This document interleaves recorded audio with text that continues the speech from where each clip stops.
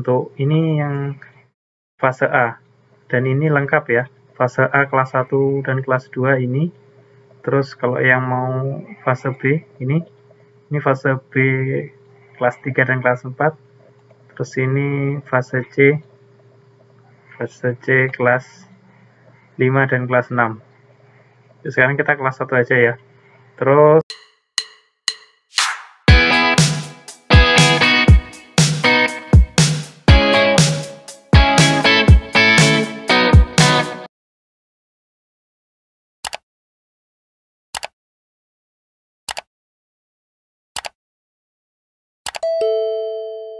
Assalamualaikum warahmatullahi wabarakatuh. Senang teman-teman semua kita bisa berjumpa lagi. Jadi gini teman-teman, buat teman-teman yang baru menemukan channel kami, silakan subscribe ya, biar nggak ketinggalan video-video yang kami buat. Gini teman-teman, banyak yang menanyakan, Kak atau Pak, gimana sih kalau kita seandainya bahas untuk PAI, ada nggak sih contohnya gitu. Ada beberapa teman yang bertanya itu, terus saya sampaikan ini, ada sebuah contoh ATP yang dibuat oleh Sobat Guru, yaitu Ahmad Fudail. Ya, ini dari SD Khalifah IMS, Pendidikan Agama Islam. Ini sangat menarik teman-teman, dan mudah untuk diadopsi teman-teman semua yang berada di PAI. Ya, ini sangat simpel. Terus teman-teman untuk ATP full ini nggak, sepertinya kalau tidak dipetakan juga tetap tidak apa-apa, karena ini sudah simpel, sudah ada kelas 1 dan kelas 2-nya, kelas 1 dan kelas 2-nya. Ini yang Al-Quran hadis juga kelas 1 dan kelas 2 ada, fikih kelas 1 dan kelas 2 ada, bidah kelas 1 dan 2 ada. Jadi teman-teman bisa langsung gunakan ini untuk membuat modul ajarnya. Ini untuk ini yang fase A, dan ini lengkap ya, fase A kelas 1 dan kelas 2 ini. Terus kalau yang mau fase B ini fase B kelas 3 dan kelas 4. Terus ini fase C kelas 5 dan kelas 6. Sekarang kita kelas 1 aja ya. Terus coba kita transformasi dalam pembuatan modul ajar. Ya, yang pertama ya, kita siapkan dulu modul ajarnya ya.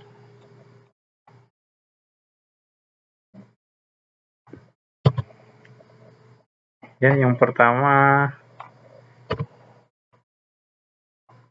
yaitu identitas. Ya, seperti nama, kelas, materi gitu. Materi teman-teman untuk guru PAI bisa tuliskan di sini.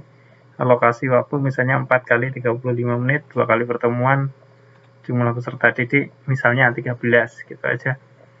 Ini misalnya. Terus ini kompetensi awal. Jadi sebelum modul pelajaran dimuat, digunakan, diajarkan, peserta didik itu mempunyai kompetensi dasar apa? Apakah sudah mengenali dasar-dasar apa gitu? Teman-teman cantumkan di sini. Kalau tentang hadis ya, mengetahui dasar hadis apa yang akan dibahas gitu dasarnya, dan ini penjelasannya. Terus profil ya seperti biasa lah, kayak kreatif, mandiri, dan lain-lain gitu.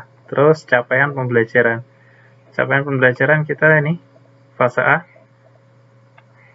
Capaian pembelajarannya kita udah ada di sini. Kita kopikan teman-teman.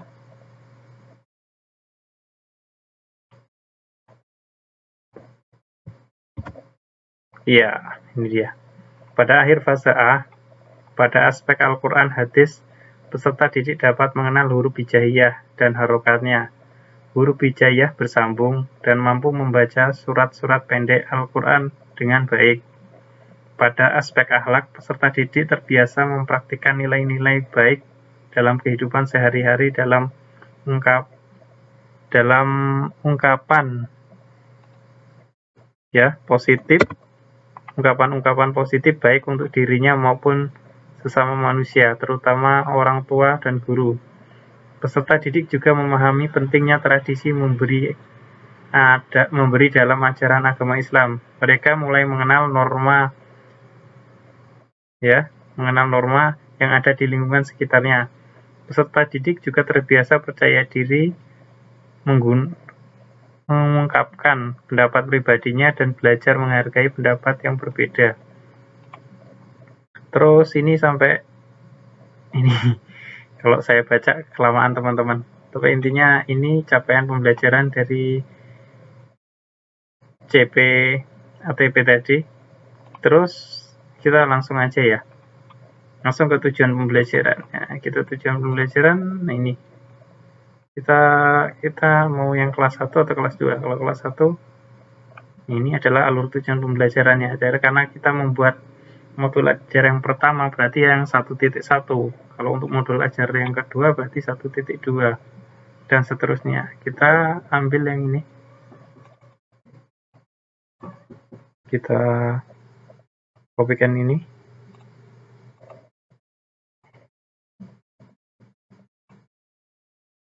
Di dalam tujuan pembelajaran. Ya, serta didik menyebutkan rukun iman, terutama iman kepada Allah dan iman kepada Rasul, dapat membuat karya kaligrafi Asmaul Husna ya secara berkelompok hingga menumbuhkan kolaborasi dan kepedulian. Ya, dari tujuan pembelajaran ini teman-teman sudah bisa menyimpulkan apa yang harus ditulis di sini, materi sini. Oke, terus selanjutnya ya udah tinggal sarana prasarana ya, atau misalnya laptop, LCD, kertas HPS yang teman-teman buat. Target peserta didik ya berapa, kalau 2 ya reguler sama berbakat ya tulis 2, kalau 1 ya 1. Peserta didik misalnya 13, kesediaan materi kayak pengayaan ya yang berprestasi tinggi, punya capaian tinggi, terus alternatif penjelasan, metode, aktivitas, nah gitu. Terus materi ajar, nah ini kan materi pokok pembelajaran. Ini silakan teman-teman tulis di sini. Terus yang kedua materi pembelajaran, terus bahan pembelajaran. Ini teman-teman yang guru agama tentu yang lebih memahami tentang materi-materi agama. Terus pembelajaran luring, luar jaringan. Terus pengaturan pembelajaran bisa individu, berkelompok. Metode misal diskusi, presentasi, demonstrasi, ya, terus asesmen ya, asesmen individu berpasangan, jenis asesmen ya bisa portofolio ya, pemahaman peniruan dan macam-macam, tergantung teman-teman mau menulis apa untuk jenis asesmennya di sini. Pemahaman bermakna ya, sebuah pertanyaan apa yang dimaksud dengan bla bla bla bla ya, tentunya yang tadi sesuai dengan tujuan pembelajaran. Terus pertanyaan pematik, mengapa peserta didik perlu memahami dan menguasai bla bla bla ya. Ya, silakan teman-teman isi sesuai dengan tujuan pembelajaran. Terus prosedur ya, seperti persiapan mengajar ya sudah tahulah kalau biasa membuat RPP, persiapan mengajar itu apa aja, menyiapkan ini, menyiapkan itu. Terus kegiatan pengajaran, nah kalau kegiatan pengajaran itu sudah langkah-langkahnya.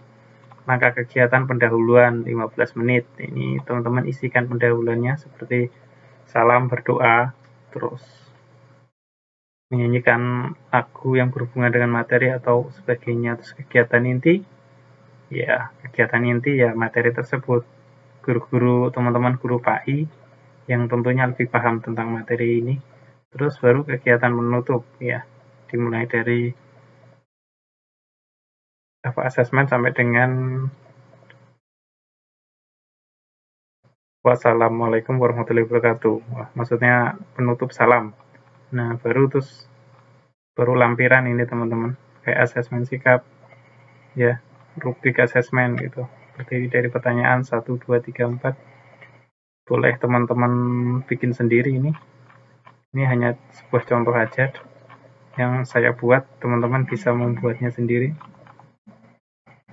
Terus glosarium ya kita lihat di sini. Ini dia glosarium, kita ambil di sini ya.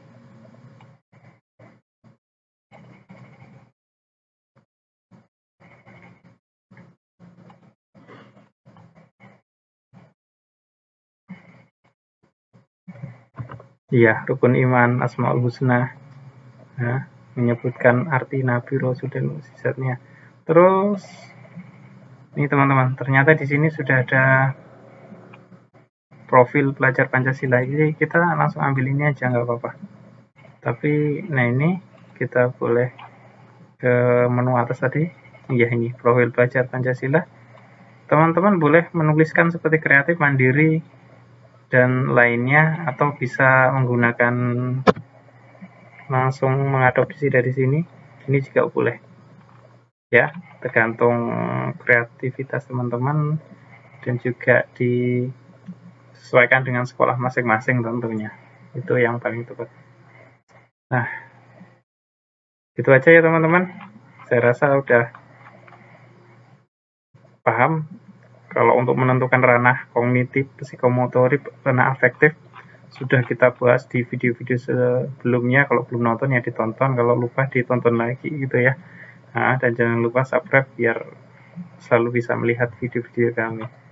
Ya, terima kasih atas semuanya. Assalamualaikum warahmatullahi wabarakatuh.